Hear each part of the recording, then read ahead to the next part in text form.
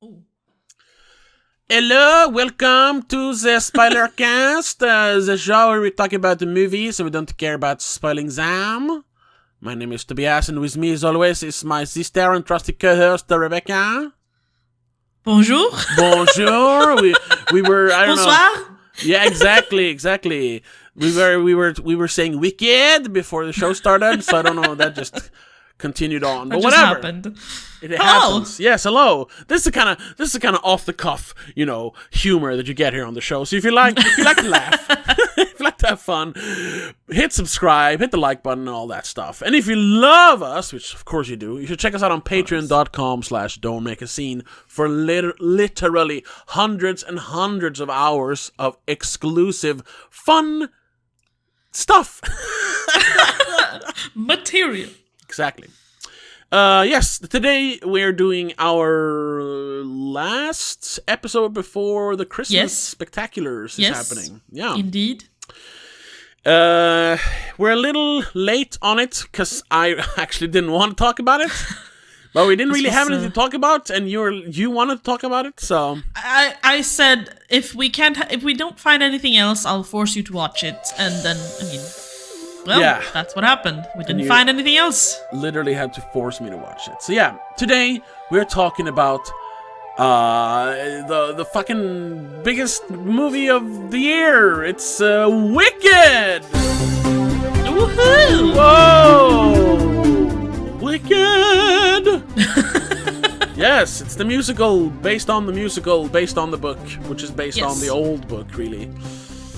Yeah. I mean, Wicked is kind of based on Wizard of Oz. It is. Isn't it the same author? No. No, it's not. The original author died in the 50s or something? I don't know. Well, the book came out in like the 50s, didn't it? No, Wicked didn't come out in the 50s or whatever it was, 30s. Wicked came out in the 90s. Oh. You didn't know that? Yeah, no. This crap is not by the what's the is it Lewis Carroll? No. Frank L. Baum. Yeah, exactly. Yeah, Frank L. Baum. Yeah. He wouldn't write this kind of garbage. Anyway. No, that's true. I guess. No, we're talking about the Ariana Grande, Cynthia Erivo, Jeff Goldblum adaptation, big screen adaptation of the musical Wicked. Originally starring the wickedly talented Adele Dazeem. And I'm kidding, it's Idina Menzel. I was like, wait. You don't remember that, Joe? Oh, right, that's from when John Travolta. He had a little brain fart on stage. Adele Dazeem. Anyway, and Kristen Chenoweth. Yes. But this time starring Ariana Grande and Cynthia Erivo as Galinda and Alphabet. Yeah. Directed by Stephen M. Chu, or just Stephen Chu. Yep. Director of Crazy Rich Asians and some other movie that people recognize. I don't know.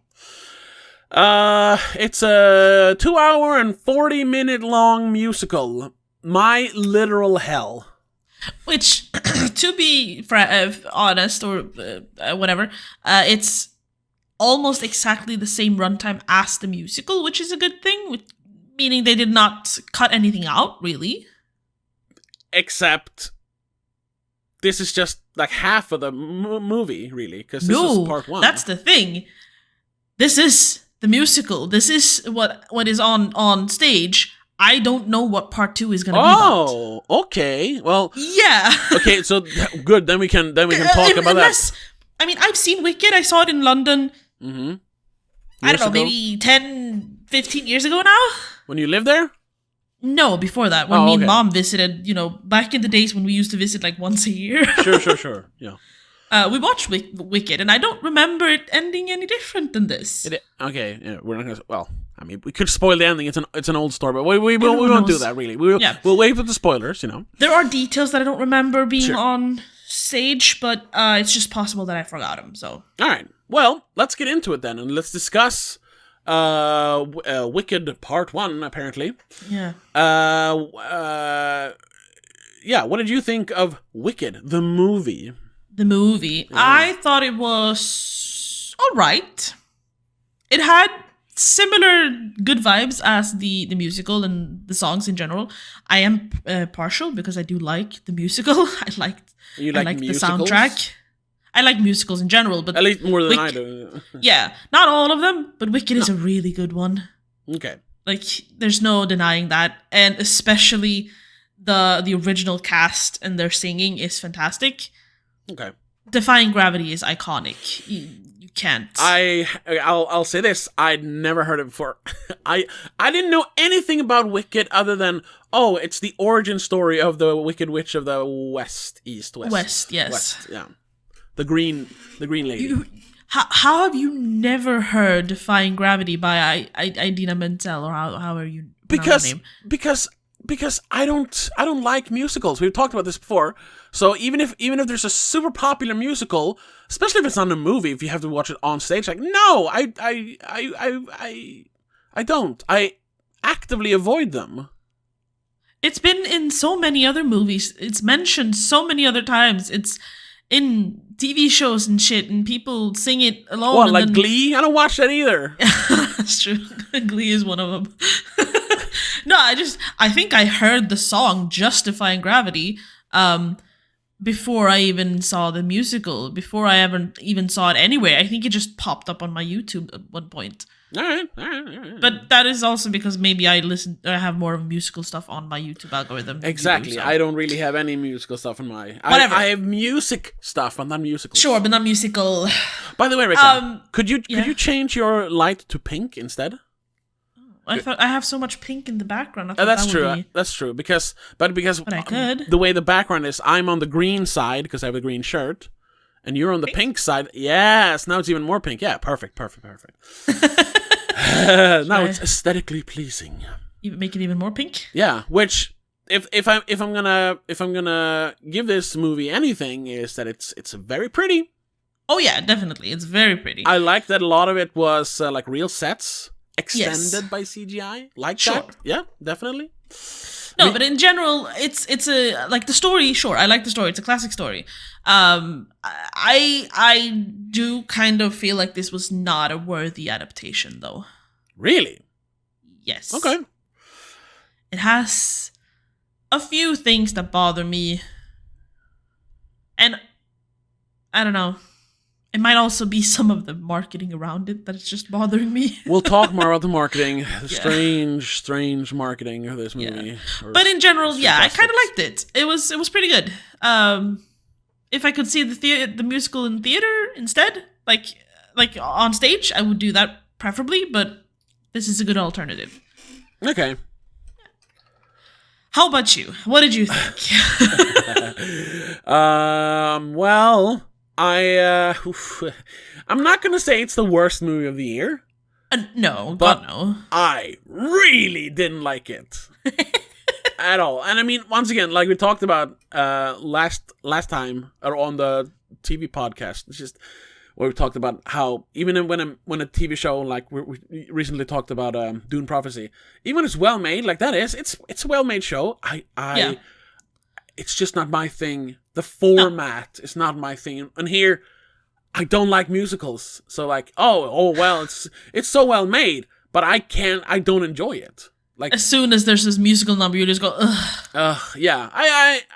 I'll say that the last act definitely, or the last hour, I suppose, of the almost 3 hours long movie got a little better. It got more into the like silly, fun musical stuff. I can appreciate that when it's silly. But the first hour was pure torture. It's just like so bad. And you know what? It's fine. You don't have to like it. It's so on the nose. It's so over the top. It's dumb. It's just not at all what I'm looking for in a movie. It didn't even have, which I mean, it's based on a stage play, so I don't know how much like action and adventure there can be, but it didn't even have like any big like cool set pieces, at least to have some excitement like that. There's like What would you like? What do you mean? No. Like, I mean, if you think of the original, I haven't read the book, but the original movie, Wizard of Oz, has some. Yeah. Oh my god, there's a fly in here. My head. It's the Wicked Witch of the West. She's punishing me. Yes. The original movie, Wizard of Oz. Yeah, like has at least some adventure in it. You know, they're meeting weird, crazy characters. You know, there's the monkeys flying around. The witch is scary. Ooh, and they're going to the big Wizard of Oz head in the Emerald City. It's like it's an adventure. You know, I mean that is a musical, and I don't dislike. I really like that movie because it's that old kind of musical where it's really just a movie with musical numbers. Because back in the day, you know, when because that's a pretty early like talk movie. I mean, there was obviously. Had been talking movies for like 10 years before that, but you know what I mean? So it was the still musical like, numbers aren't instead of speaking, they're just in between to like add some padding, basically. Yeah, add some entertainment, because a song and dance was, you know, what people was looking for, you know. Yeah, because, for example, the big one is obviously when they're walking down the yellow brick road. Yeah, exactly. Whenever she meets one of the new characters. Yeah, but whenever she meets one of the new characters, the music stops and they're talking instead. Yeah. And then when they're on the road again, that's when we're off to see the wizard. The wonderful Wizard of Oz. Yeah. Yeah. Which is also a very catchy song. Oh, yeah. Yeah, this one didn't really have any catchy songs. Off the top of my head, it has two of the ones that... I can't remember any songs. It's Popular and Defying Gravity. Those are the only ones that people know, if you ask anyone. Which one is Popular? Popular. I'm gonna make popular. Me. Oh, yeah. I like the one in the library, which the cool guy sings is pretty good, even though it's a dumb message he's sending. Completely new to me. I was like, what the fuck is this? Was it a new song? I don't remember it. Oh, okay. It's possible it's in the musical, but I don't remember it. Yeah, but the whole deal is it's such a typical fucking musical. This is so, I could just see theater kids loving this because, I mean, obviously because they like musicals and stuff, but also like the themes of, you know, outsider, you know, and not fitting in, and like, but I'm actually strong, even though people don't know it. Shut up! Because that's every musical. It's like, if they only knew what was on the inside. It's like 95% of them. Yes. Yeah. That's every musical. So, and then if there's at least some like the Phantom of the Opera or Sweeney Todd, which has like some horror aspects, so it's a little scary, then it's at least you can enjoy that part of it. Yeah. But here's nothing. It's a fucking high school musical movie for the first hour, where they're just we're hanging out and going to class, and she's the popular girl and I'm the shy girl, but I'm actually strong inside. The weird one. Yeah. Ugh, so boring. Yeah. So that was your thought on it. That's what I think about the movie, yeah. Boring. Sue me. No, you know what? It's fine. Like I said, you don't have to like it. It's perfectly acceptable to not be a fan of these kinds of movies. Yeah, but I completely understand it. Like, it's been it is very specific. It is very formulaic. And if you're expecting more, I'm sorry, but there is not more to this. No. This is like... But the biggest issue I had with it is, I think it bothered me that they changed the way they sing some of the songs too much. Okay. Because it is so specifically Defying Gravity. Okay. If you compare Cynthia Erivo's version to Idina Menzel's version, there's this epic power behind Idina's version. Mm-hmm. And Cynthia's just kind of goes... I mean, she's still... In the movie, it's epic, but if you listen to it on its own... it falls a little flat. I've heard Idina Menzel sing. Yeah. I remember we talked about the Amazon Prime Cinderella, which she plays the evil stepmother. She's good, like, she's good at like belting out those kind of musical numbers. And I mean, so I can appreciate that. But I think there's an iconic high note at the end. Yeah. That they changed to be slightly lower and more waily than just an actual like belting high note. Okay. Which is like, but no, you're supposed to do it this way. You're ruining it a little bit. And I don't doubt that Cynthia Erivo can do it. Like, she's a great singer. Oh yeah, I was gonna say, like, she has the best numbers in the movie, like singing wise. It's because it's her character. She's supposed to have the best numbers. And her voice is very strong. Yes, because she's a stage artist first, right? I think so. I know she's done other movies where she sings. Yeah. Where she's done soundtracks and stuff. Yeah. Harriet for one. I don't know. But I don't know what she did. I know she was recently in the first. I don't know what her first thing was, but she's credited as an actress, singer, and songwriter. She has a Grammy and a Daytime Emmy, a Tony. Yeah. Like, she's definitely done some stuff. Yeah. But I don't know what she started off as. It's her that's singing. They haven't dubbed her. I guess they don't. They don't do that anymore, really. She gained recognition for starring in the Broadway revival of The Color Purple from 2015 to 2017. Okay, yeah, and I think she was in. So she started off on Broadway. I guess the movie version they made recently, which was also musical, I think, or maybe I haven't actually watched that one yet. Maybe they were just. I was reading that, but maybe they were just talking about. The stage version. Either way. But her voice, I can't find it. Her voice reminded me of like a younger Beyonce. Sometimes it was very strong, pretty deep. Yeah. She has a pretty deep voice. Not the older Beyonce, who's very, very, very like breathy when she sings. Have you listened to her latest album? No, I heard like one song from damn, it was bad.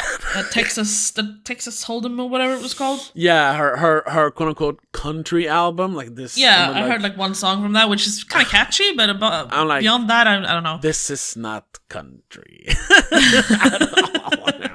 Yeah, that's not what we're talking about. So yeah, I liked her singing. It's just that I obviously compared them. Like, if you're a fan of the original song or the original version of the song, you're automatically comparing them. Sure, yeah. I also think that Ariana Grande kind of maybe mimicked original Glinda too much. I can never remember her name. Kristen Chenoweth, yes. I want to call her like Cynthia or something for some reason. I don't know why. She mimicked certain like, what's it called? Inflictions when she's doing the talk singing, in between. Yeah. It was like you're just trying to sound exactly like her, but she has a very distinct way of speaking. Yes. When you hear her voice, you know it's her without seeing her. Yeah, because I don't know anything about musical stuff, but I know Kristen Chenoweth, I think, from, I gotta double check. Yeah, she plays the mom in the Robin Williams movie RV, like the other yes. Cookie family's mom. I think so, yeah. So for me, she's more of a, because in that one she's like more of a country singer, and she does like even does yodeling. Yeah, she's in that movie. Yeah. So I know her like that. Does she have that in Wicked as well? A little bit of that, like. When you saw it, was it that attitude? No, unfortunately not. Were they? I know. Were they still doing it back then? I think they left the production about a year before I got to see it. Shit. Okay. Or something like that. Yeah. Because obviously, even I can understand, like, you want to see it with the original cast. If I ever get the chance to, if they ever decide to, like, come back, definitely. Yeah. I'm like, I'll rush. I'll run there. Yeah. But yeah, there's a few small things, and unfortunately, some of the way they chose to sing certain things is bugging me. But it is because I am comparing it. Like, it's inevitable. You can't really avoid that. When did the musical start? 2003, I think. 2003. Okay, it's pretty early. Because I was gonna say this feels like that kind of movie that was popular like 10 years ago when they were like trying to humanize villains. Specifically, remember the Maleficent movies? I mean, more the first one. I never saw the second one. They were like... This one was before that. It was before that. But I guess that kind of inspired those kind of movies then. Probably, yeah. I can't think of another one right now, though. But you know what I mean. It was like a thing. They were trying to humanize villains. Even if the villain wasn't the main character, like, but she's actually misunderstood. It's like, no, she's supposed to be a bad guy. She's not as bad as you think. Yeah. Or like, this is why she is bad. Oh, yeah. That was a few years later, but Cruella. Like, making Cruella de Vil the hero is like, wait a minute. She's an anti-hero, but still. Yeah, it's the whole... They weren't villains from the beginning. They became villains because of how people treated them. Yeah. Which is what Elphaba is as well. She wasn't a villain at first, but it's because of the bullying, because of people reacting to her green skin. That's one of the details I don't remember from the musical. Like the reason for her green skin. Wow. What I read was it's the same story as the stage play. Okay, good.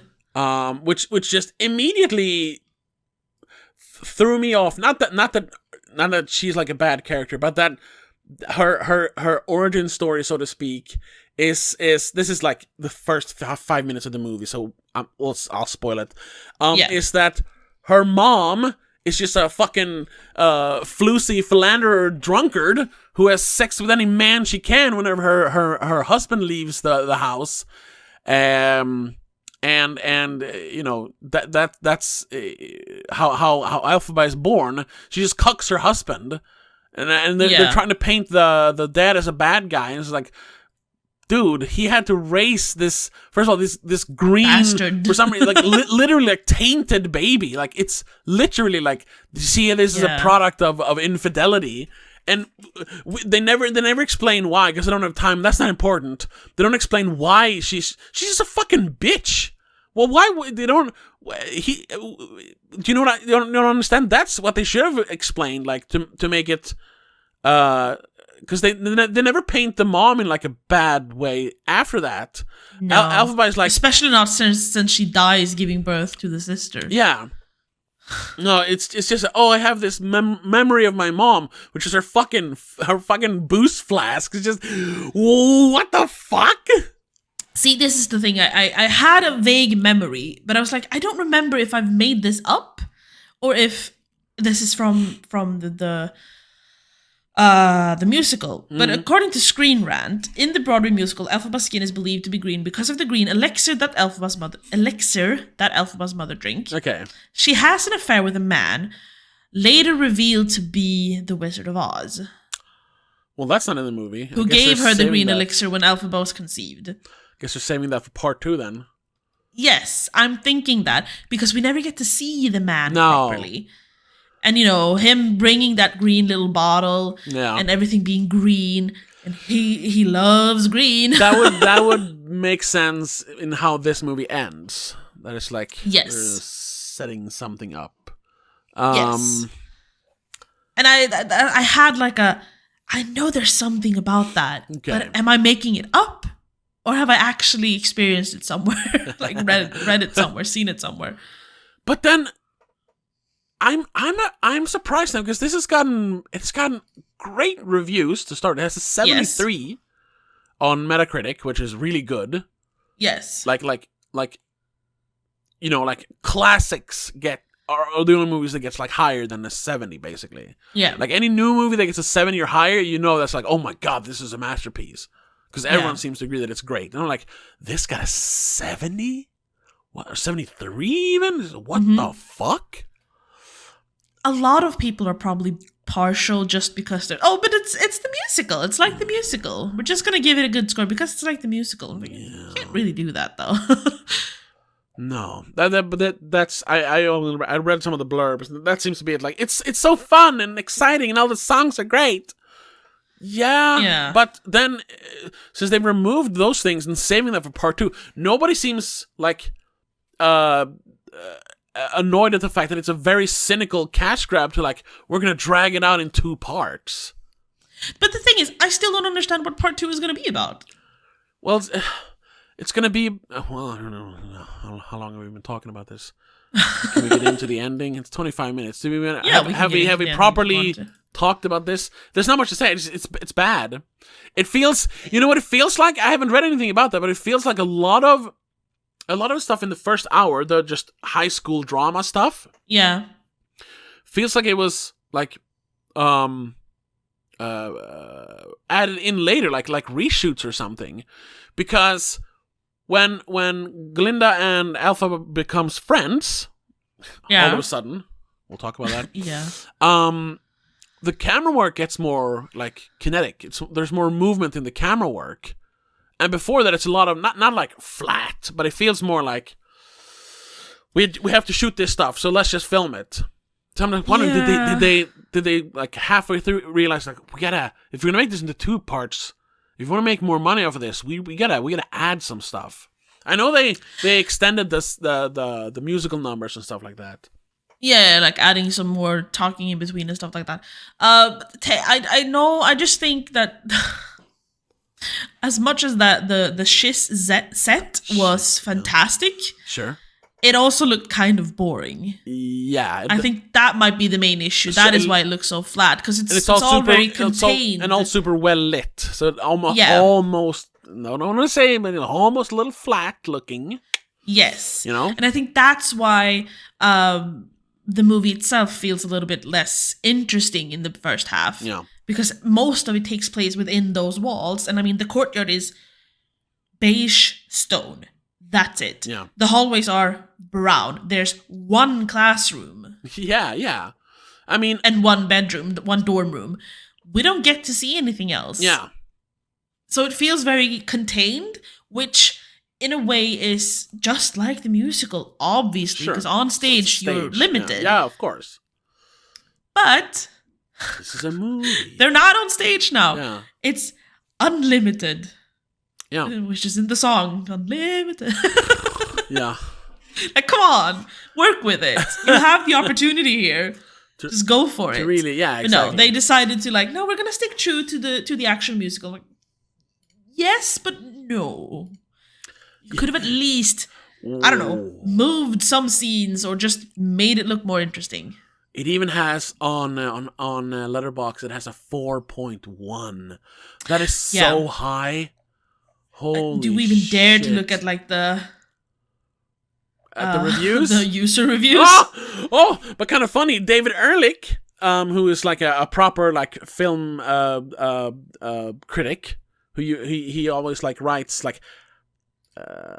No, he actually did it short. He usually writes like long, like really intricate and usually like well written reviews. And then he says like read the rest on IndieWire. I think he mainly works for IndieWire. Yes, one sentence. Yeah, here is one sentence. He gave it 1.5 stars. Yeah. Okay, so maybe some critics gets it or doesn't get it, so to speak. But yeah, there's a lot of 5 stars, 4 stars.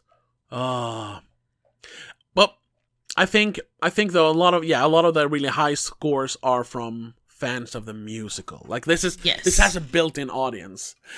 I got the feeling mainly I suppose from it got a lot of shit on Twitter for the color grading in the movie, which we'll get into in a second.